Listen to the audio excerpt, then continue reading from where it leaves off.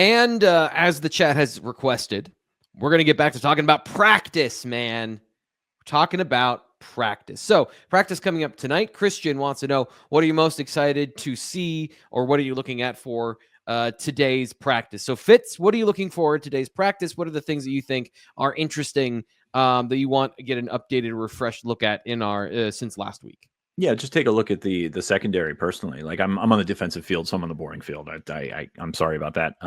It's gonna be you and me, T Frank. Greg's coming up as well, so he'll be floating on the offense, and maybe I'll sneak a peek over there. But the secondary is still something where I think they've got some not kinks to work out, but they've got some personnel to work out. You've got Wheatley and Harris, and you feel pretty good about that. Elliott Washington, be surprised if he wasn't a starter, but Davian Collins is right in there. And how do things work?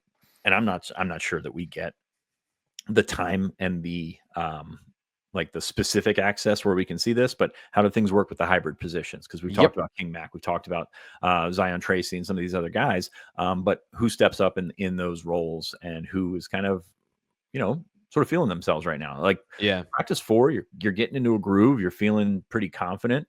You're feeling as though you can start to put some separation between you and the guy behind you, and you're feeling like you can't fall back behind of the guy ahead of you. So the secondary, I think, is a great example of this, because there's a lot of talent there, but you lost a lot of experience with KJ Winston and Jalen Reed. I know Winston missed last year, but you lost a lot of experience there. You lost a lot of experience with Jalen Kimber, who I think classically underappreciated. We'll probably talk about him in a second, but I think there's some stuff to work out there. And then you go back to the D line, because that's going to be a storyline all year, all spring, all summer, and into preseason camp. Gilliam's done some nice things, but you need more than 2 defensive tackles. You need more than a couple of defensive ends. So excited to see how those guys are progressing. Again, I don't know that we see too much coming out of the live practice, but the feedback so far, there's been a bunch of it. Check it out, bluewhiteillustrated.com.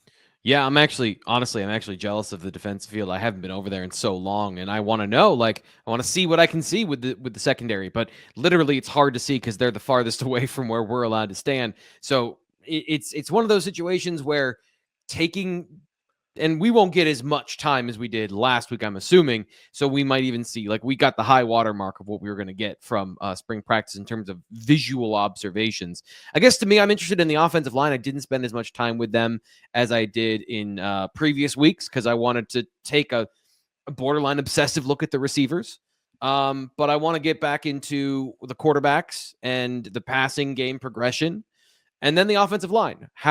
Who's where? This is the time of year to experiment with guys in different positions, and how are they looking in the lineup? How confident are they looking? Who's getting extra time with offensive line coach Phil Troutwine? The question here in the chat from Eric, follow up on what you were talking about, is the second safety between Mack and Lane. I want to ask you a slightly different question. So, I hate having the conversation of safety, because to me, Penn State has played 2 different safety positions, boundary and field, and they have slightly different responsibilities. Guys can play multiple positions, but you have to have a starting spot. So when we talk about what I'm assuming is going to be happening, is you have Zakee Wheatley at the boundary safety, and then Eric is asking about the second safety between Mack and Lane.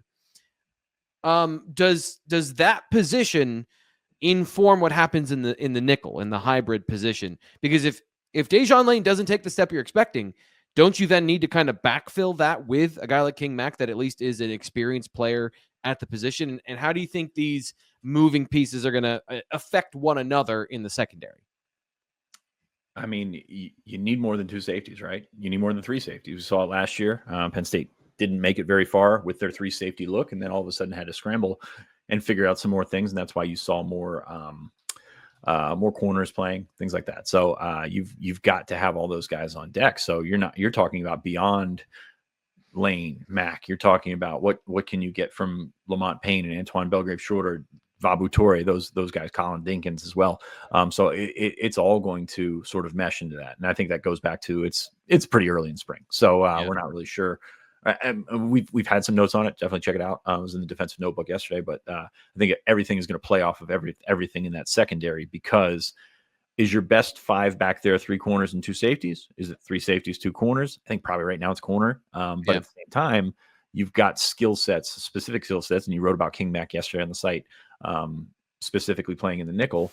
Like, how do you find Daquan Hardy? Basically, is I think where they're at right now. Yeah.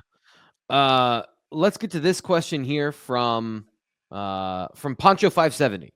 He asks, what position battles need to be settled by the end of spring, and which ones can go into fall camp or the first few games? I think the stock answer is they all go past spring football. My first salvo would you need a decent idea of who your middle linebacker is going to be by the time you're ending spring football. Fitz, do you agree with that? And is there another position you would say, like, okay, we know X position is going to go into the fall camp, but you have a pretty good idea of who's going to be Y on the team before we start the summer period where they're in individual practices? I don't have a strong opinion on this because I'm going to go into my Nate Bowerism here. You want to keep everybody on the roster, right?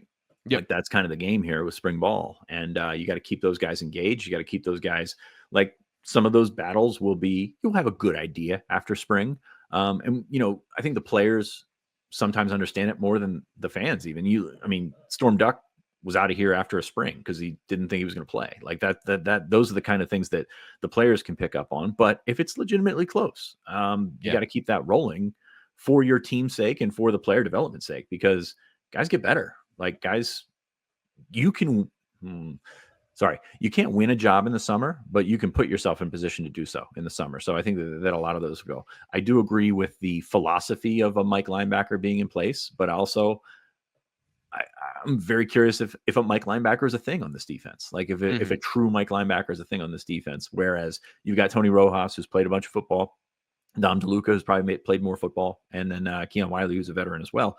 Like, does it matter who's the Mike, like the 240-pound run stuffer? No, right. I don't think it matters as much. But you want to have a situation where you've got your veterans that have a handle on everything. That's why Kobe was so important. Kobe's a great player, don't get me wrong, but like his command of everyone around him is really what helped that defense out.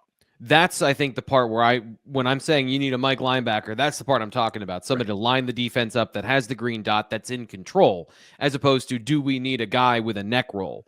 Those are absolutely very different things. They usually come in the same package, but they don't always have to.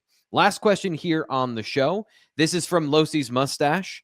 T. Frank, after Pro Day, if I set the over-under on Penn State players getting drafted in April at 5.5, are you taking the over or the under? I am taking the over. I went into the Pro Day thinking that was going to be the case, and I think there's that is, I don't want to say a lock, but it's pretty close when you've got the top two, Abdul Carter and Tyler Warren. KJ Winston running a 4.5 on one leg is amazing.